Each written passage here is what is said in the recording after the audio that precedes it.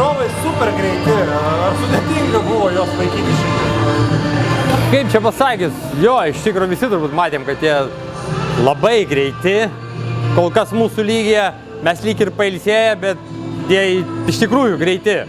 Galbūt ir per televizorių neatrodo taip, bet žinokit, ant ledo tikrai suka galvą. Pirmam kėlinį mes parodėm, kad galim žaisti kaip lygos su lygiais, tačiau vėliau žaidimas išsiderino. Kas atsitiko? Nepasakyčiau, kad gal įsiderino, žinot, gal pirmą kėlinį vyrai šiek tiek daugiau buvo susikaupę ir į antrą mes išėjom galbūt šiek tiek daugiau, galbūt pasitikėjimo daugiau atsirado savimi. Nemanau. Liko rungtynės su Didžiąja Britanija, turi šansų? Be abejo, tai eisim rytoj ir kovosim iki galo, nes kaip žinia galim užsikabinti medalius ir tai niekas mūsų nesustabdys, taip kad kovosim rytoj iki galo.